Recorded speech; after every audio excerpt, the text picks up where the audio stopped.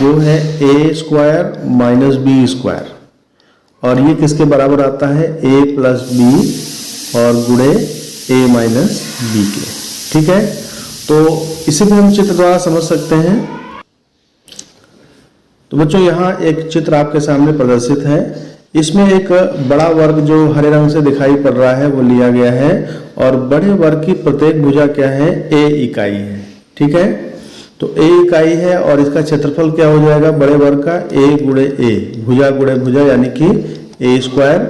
तो यहाँ आपको मिल गया ए स्क्वायर, और उसमें से आप कम क्या कर रहे हैं, ये लाल वाला स्क्वायर कम कर दे रहे हैं। लाल वाले स्क्वायर की जो है प्रत्येक भुजा बी इकाई की ली गई है, तो इसका क्षेत्रफल हो जाएगा बी गुणे बी यानी कि बी स्क्वायर। तो हम क्या कर रहे हैं, ए स्क्वायर में से बी स्क्वायर को माइनस कर रहे हैं, तो हमें ये मिल गया ए स्क्वायर माइनस बी स्क्वायर। अब ये इसके बराबर कैसे आएगा, तो ए स्क्वायर माइनस बी स्क्वायर है क्या, जो ग्रीन वाला भाग आपको बचा हुआ दिखाई पड़ रहा है वही क्या है, ए स्क्वायर माइनस बी स्क्वायर है। अब इसका मान a प्लस बी और a माइनस बी के बराबर कैसे आता है, यही हमें देखना है। तो आइए इसे हम समझेंगे। इसे हम नंबरिंग कर देते हैं 1 और इसे 2। दो पार्ट हमारे पास हैं। ठीक है, दो पार्ट कैसे हुए, इस कॉर्नर को इस कोने से एक डॉटेड लाइन से मिला दिया गया है।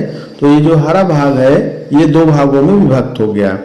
अब पहला भाग जो है, यहाँ आप देख रहे हैं इसकी यह भुजा कितने के बराबर हो रही है, पूरा जो है a था उसमें से आपने b कम कर दिया, तो इसका जो नाप हो गया वो a माइनस बी के बराबर हो गया।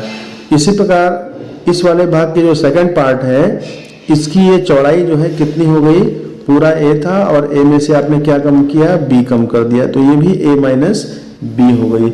अब इन दो भागों को हमें इस तरह समायोजित करना है कि इन्हें अगर हम पलट के लगाएं तो एक ये आयत बना दे। तो चित्र द्वारा देखते हैं इसे। तो बच्चों आपके सामने ये दूसरा चित्र दिखाई पड़ रहा है जिसमें ये दो भाग हैं, और इन दो भागों को इस तरह से पलट कर लगाया गया है कि जो इसकी चौड़ाई थी और इसकी चौड़ाई थी दोनों क्या हो जाए, आमने सामने। यानी कि ये वाला भाग भी a माइनस बी है इसकी चौड़ाई, और इसकी चौड़ाई भी a माइनस बी है। और लंबाई किसके बराबर हो गई, लंबाई देखिए इसकी जो लंबाई थी वो a थी, यहाँ पर आप देख रहे हैं कि ये लंबाई a के बराबर थी, और वो लंबाई यहाँ आपको दिखाई पड़ रही है। और जो इसका सेकंड पार्ट था, ये वाला पार्ट यहाँ पर आ गया है, तो इसकी चौड़ाई कितनी थी, b के बराबर, तो ये b हो गया। ठीक है, ये वाला भाग। अब इन दोनों को मिला देने पर इसकी जो लंबाई होती है वो क्या हो जाएगी, वो हो जाएगी a प्लस बी के बराबर, और इसकी चौड़ाई क्या हो गई, a माइनस बी के बराबर। और ये है क्या, यह एक आयत है। तो आयत का क्षेत्रफल हम कैसे निकालते हैं, लंबाई गुणे चौड़ाई। तो यहाँ लंबाई और चौड़ाई लिखी गई है, इनका गुणा कर देंगे तो a प्लस बी गुणे a माइनस बी।